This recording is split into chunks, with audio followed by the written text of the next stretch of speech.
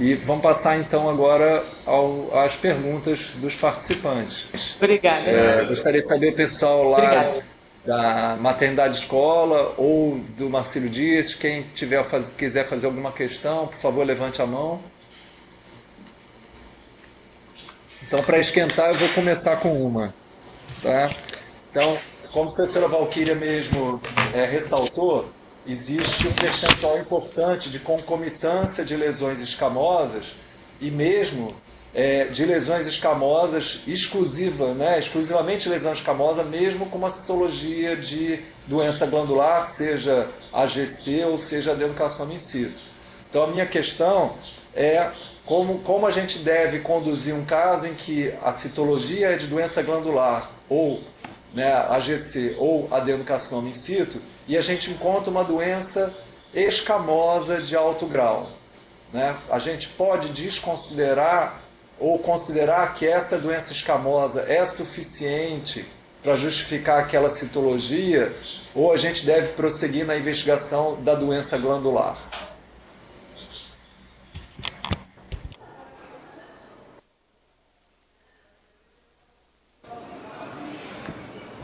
É para eu falar? A Eu não acho ser que, que alguém queira contribuir, mas eu acho que o pessoal podia debater para não ficar só muito focado aqui, né? Mas que o pessoal acha? então vou pedir para Daniele, que está no Marcílio Dias, que tem o azar de eu saber o nome, que se manifeste sobre isso.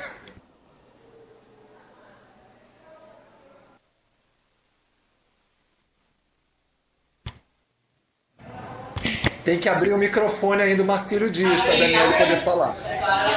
Muito obrigada por isso, professor.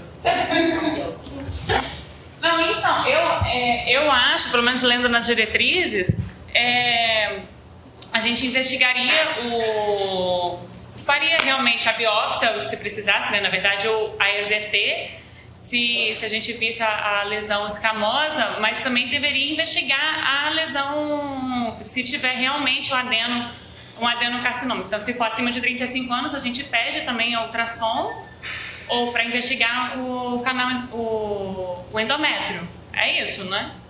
Eu acho. Olha lá vem. O colega da maternidade escola, me desculpe, eu não lembro qual é o estado. Bom dia, doutor Fábio. É Natal, Rio Grande do Norte. Eu sou Ricardo Cobucci. Ok? Bom dia, Ricardo. Bom dia, professora.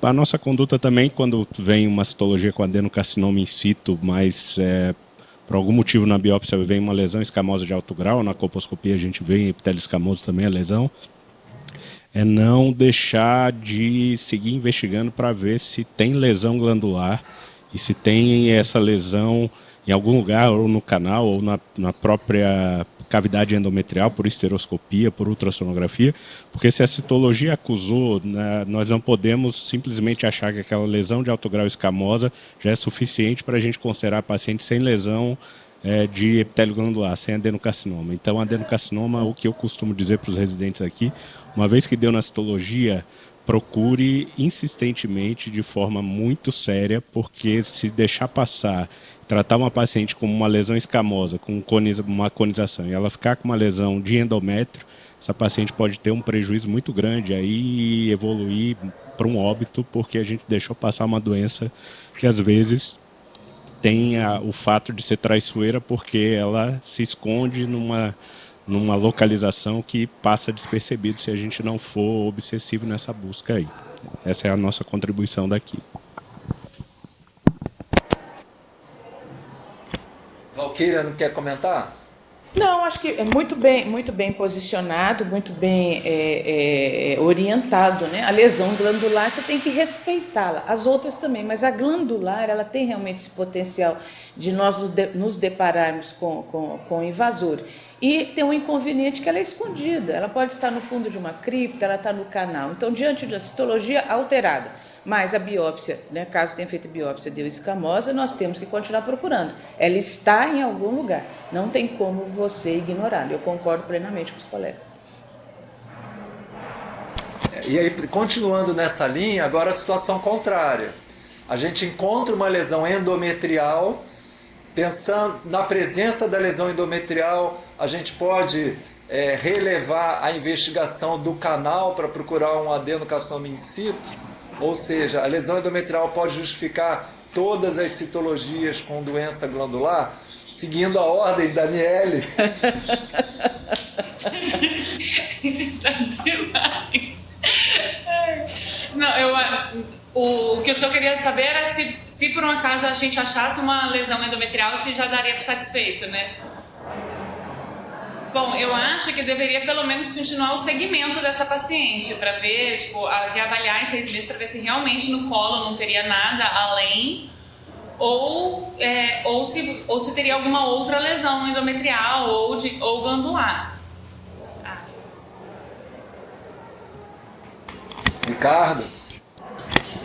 Oi, Fábio. Se for uma lesão endometrial que você vai ter uma indicação de uma esterectomia, e a esterectomia vai resolver também sendo total a retirada do colo, eu acho que se a conduta pela lesão for o tratamento cirúrgico com esterectomia total, a gente pode ficar despreocupado, porque se tiver alguma coisa no colo, no canal, vai sair na esterectomia.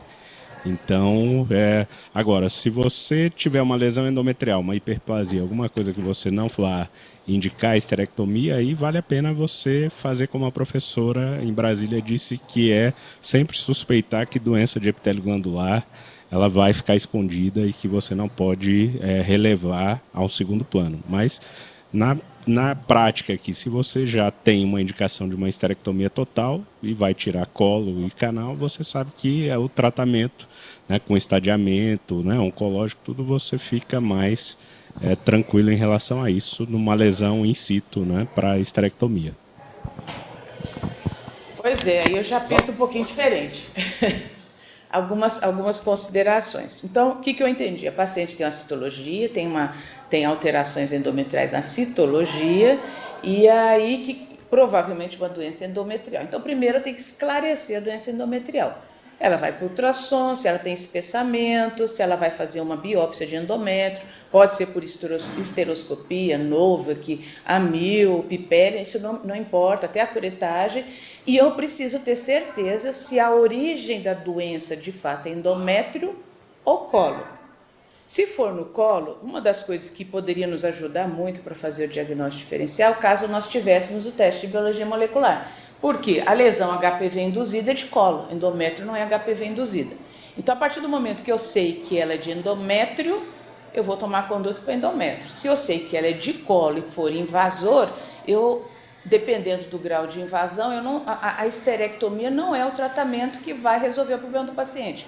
Então, se for, por exemplo, 1B1, ela precisa de um Vertaimex, né? Eu preciso da amostragem linfonodal, eu preciso tirar o paramétrio. Então, eu tenho que, no meu ponto de vista, né, me empenhar para fazer o diagnóstico diferencial. Como não consta nas diretrizes a questão do teste de biologia molecular, então aí a gente tem que usar outros tipos de raciocínio. Então, ultrassonografia, espessamento endometrial, ou até uma conização para eu ter certeza que não é doença cervical, né? Então, acho que nós temos que tentar fazer o diagnóstico diferencial. Outro ponto, a idade. Se isso acontece numa paciente de 35 anos, é mais fácil ser uma doença de colo do que endometrial. Se a paciente tem fator de risco, é obesa, hipertensa, diabética, mais idosa, é mais fácil ser doença endometrial do que cervical. Então, eu acho que eu tenho que agregar a história clínica, o exame físico e os exames que eu tenho.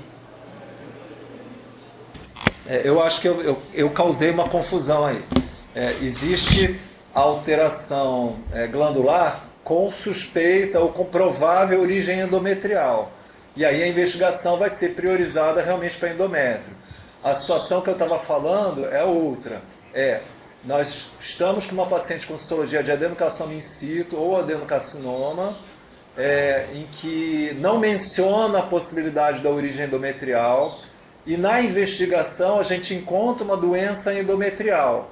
Então, nessa situação eu entendi na posição do Ricardo, que se a doença endometrial já vai motivar a esterectomia, então ele acha que estaria resolvido também a doença cervical. E eu vou me colocar contra também, Por quê? Um pouco pela argumentação da Valquíria. Porque você pode ter uma doença invasiva no colo, mesmo tendo uma patologia endometrial. Então, digamos, se você tem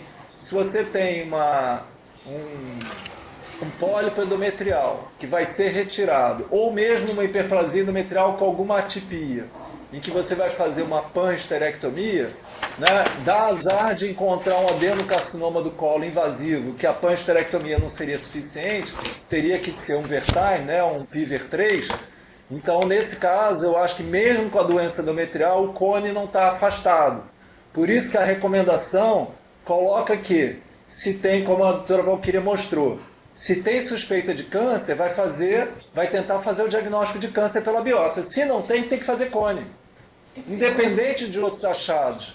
Por quê? Porque só o cone vai poder assegurar a ausência do adenocarcinoma invasor, e se tiver um adenocarcinoma in situ, você vai poder seguir a conduta que for mais conveniente, seja para a doença endometrial, seja para manter o útero, porque essa mulher ainda deseja ter filhos.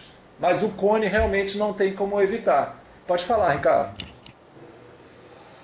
Fábio, você e a professora me convenceram. Realmente eu deixei de raciocinar nessa linha de uma possível doença invasora e aí com um tratamento que a gente chamaria de subtratamento, né? Um tratamento incompleto no caso de invasão. Então acho que reforça aí o que vocês colocam na diretriz, que é a conização numa citologia de adenocarcinoma in situ, que você não consegue ver uma área clássica de suspeita de invasão que você possa biopsiar, na dúvida, conizar antes para depois seguir o tratamento de acordo com a presença ou não de invasão. Então, vocês estão cheios de razões nisso aí, não tem o que questionar.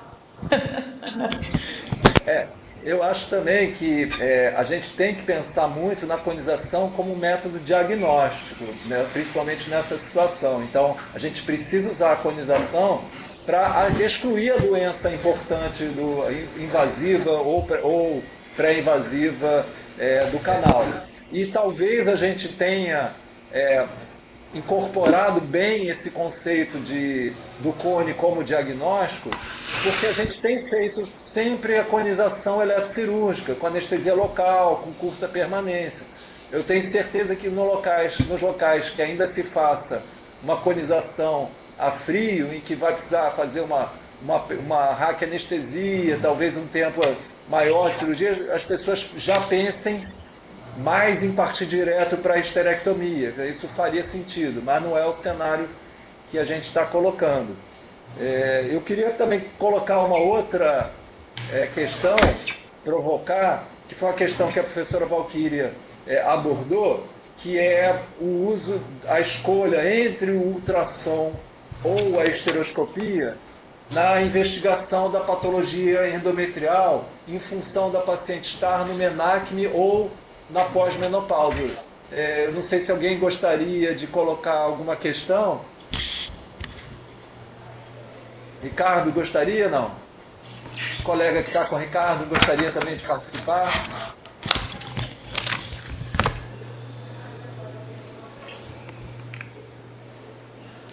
Ultrassom... Vocês estão me ouvindo? Fábio? Sim. Fábio? Tá? Bom, a ultrassonografia, ela faz parte do estudo propedêutico em ginecologia. Ela tem dificuldades, né? Ela não é um exame específico, então ela não tem especificidade do achado anormal. Mas, na verdade, é um pré-requisito para a investigação. Então, assim, eu não tenho coragem de pegar uma paciente com sangramento uterino anormal, com alteração celular no colo, porém, eu não fazer ultrassom e ir direto para uma esteroscopia. Então, ele guia. Ele tem uma sensibilidade variável, dependendo do achado endometrial que você vai ter. Então, se a paciente tem pólipo, ela tem uma sensibilidade mais elevada. Se ela tem espessamento, a sensibilidade é mais baixa. Aqui em Brasília eu tenho 2 trabalhos, um que eu fiz e um que a Miriam fez aqui no Hospital Universitário. De todas as doenças do endométrio, aqui 12 exames de Brasília, a gente obteve uma sensibilidade geral em torno de 75% a 78%, sendo mais elevada quando é mioma submucoso, chegando a 86%. né? O mioma submucoso tem características próprias, né? A própria textura dele já facilita a ultrassonografia fazer diagnóstico. Porém, se tiver alterado o ultrassom, se ela está no pré ou na pós-menopausa, que aí você tem que questionar. Hoje, o que se define? Alteração pós-menopausa assintomática, dependendo da alteração, não merece investigação endometrial com outros exames propedêuticos. No caso, vamos falar da esteroscopia, né? Eles aguardam a paciente ter sintoma. Mas, se você pega a paciente pós-menopausa com fator de risco, endométrio de 9 milímetros, você deve investigá-la, porque a chance dela ter uma hiperplasia é importante. Então, não tem como, você tem que agregar a história clínica, né, os achados laboratoriais, os achados de imagem e definir uma conduta. Mas, apesar da deficiência da ultrassonografia, nós não, aqui, foi minha tese também, a gente não faz esteroscopia sem antes ter o exame esteroscópico. Qual que é o maior problema na idade reprodutiva? Espessamento endometrial. Qual que é o cutoff do espessamento endometrial de uma paciente de 30 anos? Vai ser 16 milímetros? Vai ser 24 milímetros? Então, isso erra-se muito. E muitas das vezes é o achatamento de um pólipo que dá aquela imagem de espessamento. A hora que você coloca, coloca gás ou líquido na cavidade, você consegue diferenciar espessamento de pólipo. O colega acho que quer falar, Dom. Eu queria perguntar para vocês a experiência, porque assim, nós temos um problema aqui na maternidade escola da UFRN, no Rio Grande do Norte. Desde o início do ano a gente está sem a esteroscopia funcionando. E eu concordo com vocês que nós temos o exame, que é um exame básico de propedêutica, a ultrassonografia, mas no momento que a gente precisa de uma avaliação com estereoscopia diagnóstica, a gente fica preso a essa situação aí de não funcionamento do serviço universitário. Então, a experiência aí para Fábio, o pessoal do Marcílio Dias, é professor em Brasília, se a gente tem uma suspeita de lesão na ultrassonografia, né, e não tem a esteroscopia, infelizmente, né, no serviço público, e as pacientes não têm condições de fazer fora, especialmente aqui no Nordeste, a experiência de vocês com curetagem diagnóstica e aspiração manual intrauterina, se esses exames têm uma sensibilidade e especificidade que podem ajudar na falta da esteroscopia. Com toda certeza, né? A esteroscopia é padrão ouro dos serviços que têm acesso, né? Que têm condições para isso. Né? Você pode investigar, inclusive, no seu próprio consultório. Né? Se você tiver, por exemplo, eu sou da geração que tinha cureta de novo, que eu fiz muita biópsia de endométrio novo aqui. É uma cureta, acho que vocês conhecem, pequenininha, hoje ela tem mais estreita, de 3 milímetros. Você, paciente com esses espessamentos, que o tumor está descamando, você passa, aspira e manda aquele material. Né? Ontem um colega estava falando de São Paulo, aqui em Brasília, que em último caso não tem nada, ele pega a cânula, né, uma sondinha, aspira e manda aquele material. Então, a sensibilidade é um pouco inferior. A sensibilidade da curetagem, por exemplo, para câncer e para hiperplasia, ela é excelente. Mas ela é baixa para pólipo, porque você não está enxergando o pólipo. A hora que você passa a cureta, o pólipo desliza. Então, muitas das biópsias que você vai fazer por pólipo não vai dar pólipo. Mas para as doenças que são as mais importantes, que tem um potencial agressivo e progressivo, ela funciona muito bem mesmo, não tem nenhum tipo de problema. Pelo menos é a visão que eu tenho. O pessoal aí do Marcílio, nessa situação, vocês fazem primeiro ultrassom ou partem direto para esteroscopia? Ou tem alguma situação que vocês vão direto para esteroscopia? É ultrassom. Ultrassom. Eu não sei se eu entendi errado, mas na fala da professora Valquíria, em algumas situações, talvez valesse a pena partir direto para a esteroscopia. E eu entendi que, por exemplo, naquela mulher que tem um sintoma, né, tem uma hipermenorreia ou tem um sangramento uterino anormal, a gente poderia ir direto para a esteroscopia. E existe alguma evidência na literatura de que o desempenho do ultrassom no MENACME é um pouco inferior. E eu lembro que essa discussão a gente teve na construção da diretriz, e como essa diretriz ela é confeccionada pensando em todo o Brasil, a gente sabe que a disponibilidade da esteroscopia não é uniforme, né? Não é uma disponibilidade ampla. Né? Então a gente não poderia fazer uma recomendação de começar a investigação pela histeroscopia, que a gente ia criar uma demanda por histeroscopia que talvez inviabilizasse os serviços. Então, por isso que a recomendação, mesmo no MENACME, foi de começar pelo ultrassom. Mas a gente sabe que o desempenho do ultrassom no MENACME vai ser inferior. Não sei se a professora Valquíria gostaria de acrescentar alguma informação a isso. Eu acho que eu saí para chamar o rapaz, eu não vi o começo da pergunta. Todas essas situações eu concordo com os colegas. Eu sou primeiro fazer ultrassonografia e, a partir da ultrassonografia, partir para a investigação. Né? Excepcionalmente chegam pacientes sangrando com características que você aproveita, principalmente no serviço público, ela não tem condições de volta, você aproveita e faz uma biópsia endometrial. Mas o método pré-investigação endometrial, no meu conhecimento, realmente eu concordo, é a ultrassonografia, sem sombra de dúvida. E o ultrassom, na idade reprodutiva, realmente ele tem uma acurácia inferior. Concordo também plenamente com você, Fábio. Mas foi bacana a forma que você colocou, com a experiência de vocês nesses 2 trabalhos de Brasília que você mencionou, que a sensibilidade do ultrassom em geral é pior, mas ela é melhor naquelas patologias mais importantes, né? Isso. No câncer, né? No mioma, né? E agora, me referindo à questão que o Ricardo colocou, né? Na ausência da histeroscopia, a biópsia, né, com Novak, né, a curetagem tem um papel importante. Agora, eu acho que esse papel é mais importante naquela paciente que tem aí um risco comprovado, né? A paciente na pós-menopausa, obesa, com sangramento uterino anormal, a probabilidade dela ter uma patologia endometrial é muito grande, né? Ou bem maior do que as outras. Então, e a simplicidade que é uma biópsia com a cureta de novo, que eu também sou do tempo da cureta de novo aqui, meu filho. E a gente ainda tem aqui no ambulatório. Mas num serviço que tem histeroscopia, fica difícil convencer as pessoas que o Novak tem seu lugar. E tem, né? Aquela paciente idosa, obesa, com comorbidade, que para fazer uma histeroscopia, né, às vezes tem algum grau de estenose, vai ter que fazer uma sedação, ou vai ter que fazer anestesia, aí vai passar pelo risco cirúrgico, para depois fazer em centro cirúrgico. E a gente ali no ambulatório com uma cureta de novo, que a gente vai ter uma chance razoável de esclarecer. Se não esclarecer, aí sim vai para a histeroscopia. Então, eu acho que em casos selecionados com uma alta probabilidade de ter uma patologia endometrial importante, eu acho que a cureta de novo é que tem seu valor. Daniele pediu a palavra lá no Marcílio Dias, pode falar, Daniele. Não, mas só para complementar, continua ainda a importância do AMIU e da cureta de novo, porque, por exemplo, a prova do TEGO desse ano, a prova prática foi justamente isso. Pediu uma avaliação endometrial e a gente tinha que fazer a biópsia e a gente só tinha isso, o AMIU ou a cureta de novo aqui. Então, ela ainda é importante hoje em dia, não é assim antigamente.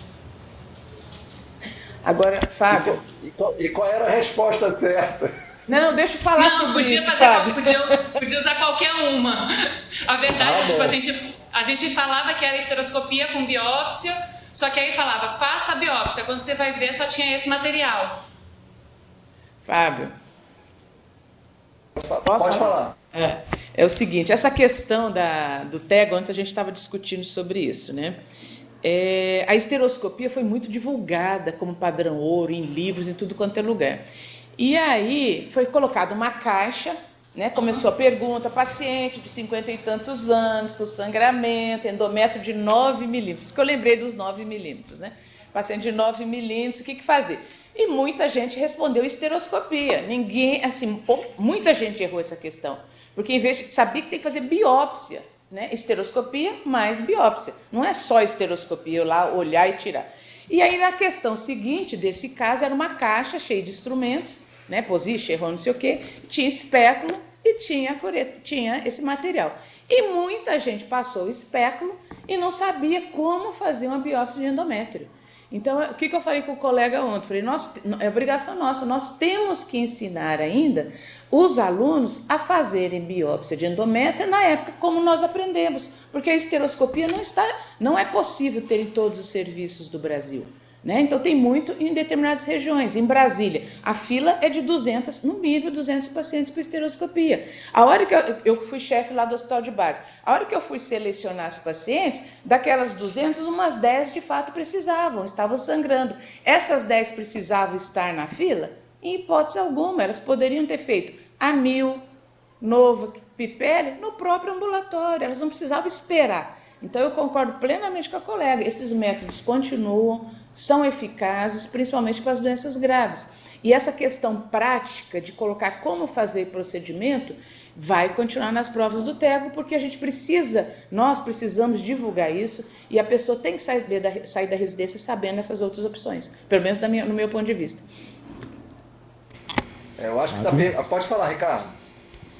Aproveitando aí o gancho da professora, isso é interessante porque eu também sou da época de curetagem e nem tinha amil na minha época. Eu fiz residência no Rio Grande do Sul, em gineco, na década de 90, e agora sou preceptor aqui na Januário Cico, na UFRN dos residentes, e a nova geração ela já pensa como a professora, vê no livro esteroscopia, vamos pedir esteroscopia para todo mundo, mas esse ano nós estamos passando por um problema desde o início do ano com o esteroscópio quebrado e esperando licitação para arrumar, e os residentes estão tendo que voltar a essa coisa que eles não pensam que bom, se eu não tenho esteroscopia, eu vou deixar paciente sangrando, morrendo, eu tenho que fazer alguma coisa. Então, agora aqui a gente está conseguindo retomar na maternidade a importância da curetagem, da amil, né, da aspiração manual intraútero. E é interessante porque uma vez eu peguei uma cureta de novo aqui, perdida aqui no ambulatório, e mostrei para o residente, ele fez uma cara de assustado, né? O que eu vou fazer com isso? Então, é uma forma também da gente mostrar para os residentes que existe propedêutica mais simples e com resultado importante para a paciente, porque ela não vai deixar de ficar numa fila, que a nossa também, professora, é gigantesca aqui para esteroscopia, e muitas vão morrer na fila se não fizer o procedimento, a curetagem, a aspiração, porque morre mesmo, né? O câncer não vai poupar se ficar esperando o exame considerado padrão ouro. Então é muito importante a gente retomar isso, principalmente com os residentes agora e alunos de graduação também, porque quando vão para a internet, para os livros, a tendência é sempre indicar a estereoscopia, e o TEGO fez uma pegadinha aí, parece, né, que Daniele contou, exatamente para mostrar para os médicos que existem outras coisas também para se fazer. Eu acredito, eu tenho acesso à esteroscopia, mas estou aqui há um ano, e no hospital de base também já pensava assim, a gente orientava as outras formas de fazer biópsia de endométrio. Assim, eu não sou apaixonada por nenhum método, eu sou apaixonada daquilo que dá resultado para o paciente, e aquilo que nós temos, né? Se a gente puder ter o ideal, ótimo, se a gente não puder, a gente tem que fazer o possível e oferecer resolutividade, né? O nosso paciente merece isso. Então, eu penso dentro de condições de cada serviço. Só para reforçar uma outra visão, é que a gente precisa pensar se a gente não está sendo instrumento da propagação de novas tecnologias e muito mais caras, e com isso a gente começa a inviabilizar a assistência às pessoas no âmbito do SUS, né? Então, às vezes a gente precisa perceber que a gente está sendo induzido a exigir uma tecnologia que é fantástica, mas que em alguns casos ela não é necessária, como no exemplo que a gente estava colocando, né? Outro ponto que eu queria trazer para a discussão, que a professora Valquíria mostrou, é a questão do aspecto colposcópico, né? É uma dificuldade, mas no exemplo que a professora mostrou, estava nítido ali que havia uma doença glandular, né? E eu costumo dizer, não sei se a Daniele vai lembrar a fala que eu falo, né? Que lesão importante salta aos olhos, né? Então, mesmo que você não tenha um aspecto característico de doença glandular, você vê um epitélio glandular que está diferente. E aí, juntando com uma citologia de adenocarcinoma in situ, eu já fiz vários diagnósticos com base no aspecto colposcópico, né? Porque tinha uma citologia de doença glandular e tinha um epitélio glandular que não estava muito dentro da normalidade. Não sei se alguém gostaria de fazer algum comentário. Tá, eu vou falar. Suponhamos aquela colposcopia e você com uma citologia sem adeno in situ. É uma alteração colposcópica, o paciente que já teve contato com HPV tem alguma história que te levou a fazer a colposcopia. Aí você faz a colposcopia. Se eu acho aquela área cetobranca com aquela papila coalescente, mesmo que a citologia não tenha dado nada, eu faria uma biópsia. Né? Então, ali, mesmo que. Porque a literatura fala, não tem um achado específico, como tem mais para as lesões de escamose. Mas, como o Fábio falou, exatamente, você olha aquilo, não é normal, né? Salta os olhos. Então, deve ser investigado, mesmo diante, às vezes, de uma citologia que não corresponda àquilo que você imagine ter naquele epitélio glandular. Eu não sei como que vocês pensam a respeito disso. E uma dificuldade é diferenciar com a metaplasia escamosa, né? Exatamente. Porque na metaplasia escamosa você vai ter papilas glandulares também se coalescendo, né? Como parte do processo metaplásico. Então, isso mostra a importância de uma boa citologia para orientar a gente na nossa suspeita coposcópica, né? Então, por isso é que eu não acho uma boa prática fazer prevenção com colposcopia. Eu acho que essa linha de cuidado em que a gente faz a colposcopia na vigência de uma citologia alterada nos ajuda muito na decisão do que fazer a seguir. O outro ponto que eu gostaria de levantar foi o dado de um estudo que a professora Valquíria trouxe para a gente, que fala do risco de recorrência, né, e de... persistência. Acho que também de complicações, né? Comparando o LIP com crioterapia e o cone a frio. Só queria ressaltar que quando nesses estudos se referem a LIP, está se referindo a qualquer procedimento eletrocirúrgico, desde excisão tipo 1 até excisão tipo 3. E isso também é um dos motivos para essa classificação de procedimentos excisionais, para que nos próximos estudos os autores façam a diferença do que é uma excisão tipo 1 e o que é uma excisão tipo 3. Né? Quando a gente olha os trabalhos da Kiryu, que mostra complicações perinatais, ela mesmo ressalta que os procedimentos com retirada de mais de 1 centímetro de canal é que tem um aumento do risco perinatal. Então esses já seriam a excisão tipo 2 ou 3. Né? E quando a gente fala de insucesso, né, como no caso de doença residual, no estudo que a professora Valquíria mostrou, pode ser que uma parcela desse insucesso seja porque dentro da categoria LIP tem procedimentos de 1 centímetro de excisão, ou seja, de excisão tipo 1. E que aí com certeza não vai ser suficiente para tratar um adenocarcinoma in situ. E aí talvez essa estatística, essa dificuldade com a nomenclatura justifique o insucesso nos procedimentos eletrocirúrgicos, não pela técnica, mas pela quantidade de canal que foi retirado. Valquíria, gostaria de fazer algum comentário?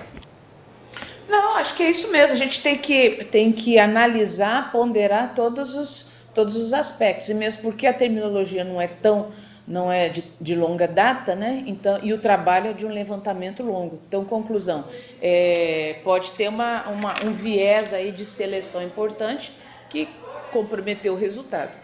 Eu acho que caberia, né, aos grandes centros, a gente fazer um estudo dentro dos nossos próprios serviços, considerando que nós temos uma demanda muito grande de alteração citológica aqui no Brasil. Eu acho que a gente teria a nossa estatística, a nossa técnica, quem faz com cirurgia de alta frequência, compara com quem ainda faz cone a frio, e aí a gente teria um posicionamento, uma coisa mais clara sobre isso. Eu acho ótimo sua observação e só queria complementar que é por essa dificuldade de nomenclatura que a gente vê em outras diretrizes, como por exemplo a americana, a recomendação de evitar o cone eletrocirúrgico. Por quê? Porque aí estaria incluída a excisão tipo 1, estaria incluído aquele top hatch, né, aquela excisão tipo 1 mais quadradinho de canal. Então acho que a gente evoluiu muito bem, a gente teve muita clareza e foi muito bem na recomendação da diretriz, em que se recomendou tanto na microinvasão quanto no adenocarcinoma que seja um cone de espécime único, mas que seja um cone, ou seja, uma excisão tipo 3. Né? Eu acho que a gente foi muito feliz. Em relação à sua sugestão, Valquíria, da gente fazer os nossos estudos, eu estou doido para começar um estudo colaborativo e eu pretendo usar essa plataforma da RUT para a gente trabalhar com protocolos de estudos colaborativos, que a gente tem muito caso, mas principalmente nos casos mais raros, né, como microinvasão, doença glandular, a gente precisa da colaboração das instituições para a gente chegar a conclusões com as nossas pacientes e trazer evidências sólidas, né, para fomentar a próxima edição das nossas diretrizes, né? Eu não sei se alguém gostaria de comentar e colocar mais alguma questão, senão a gente pode se encaminhar para um encerramento. Por favor, Ricardo, pode falar. Não, é só colocar uma experiência, mas não especificamente com adenocarcinoma in situ. Eu estou orientando um TCC de uma R3 e a gente está avaliando comprometimento de margens e doença residual em CAFs, mas pacientes com lesões escamosas de alto grau. Eu tive com estatístico ontem com ela e até agora 68 pacientes num período de 10 meses aí que fizeram CAF, a gente teve 30% de doença residual encontrado num segmento de 18 meses e 33% de margem comprometida. Considerando os vieses aqui, que são CAFs feitos por R3, né, aqui no nosso hospital universitário, e também com esses diferentes tipos de excisão tipo 1, 2 e 3, né? E por ser um estudo também que não houve a separação do tipo de excisão, nós encontramos dados parecidos com literatura, né? Uma taxa de doença residual por volta de 30%, de margem comprometida por volta de 34%. A gente tem uma meta-análise clássica publicada em 2007 que encontrou essa prevalência aí e relacionou que o comprometimento de margens gerou doença residual em 18% de quem tinha margem comprometida e 3% de quem tinha margens livres. Nós encontramos o risco relativo até agora nessas 68 pacientes de 3,4, com intervalo de confiança significativo, ou seja, comprometimento de margens gerou mais doença residual, né? E nós estamos aumentando o N e até o final do ano ela defende esse TCC e publicar, mas assim, são com lesões escamosas de alto grau. Mas eu fiquei muito curioso em fazer com adenocarcinoma, porque seria um estudo melhor controlado, com menos viés, com pessoas que sabem fazer conização, excisão tipo 3, né, para comparar pacientes com adenocarcinoma in situ ou carcinoma microinvasivo, fazer conização com CAF, conização clássica, e a gente realmente vê se tem mais doença residual, tem mais recorrência, né, e persistência da doença. Com um tratamento no estudo controlado, sem esses viés, seria muito interessante. Até para não ficar com a ideia que a única coisa para esse tipo de doença, adenocarcinoma in situ e escamoso microinvasivo, é cone clássico. Talvez o CAF bem feito pode ter um resultado tão bom quanto a conização com bisturi a frio. Muito bom. Eu só queria, Ricardo, apesar desse dado que você está colocando, está dentro do que está publicado na literatura, lembrar que essa literatura junta a excisão tipo 1, a 2 e a 3. Né? E você está lidando, pelo que eu entendi, apenas com excisão tipo 3. Não é? Então, eu te recomendaria fazer uma análise, uma subanálise, eu não sei se você tem esse dado, mas procurar relacionar a doença residual com a altura do cone. Eu sei que é difícil se isso é um estudo retrospectivo, né? Porque normalmente não é medida a altura do cone, mas se fosse possível, já que não são tantos casos, porque eu estou achando alto para uma excisão tipo 3. E a gente sabe que na conização eletrocirúrgica, dependendo do instrumento que você usa, você pode ter dificuldade de conseguir tirar pelo menos 2,5 centímetros.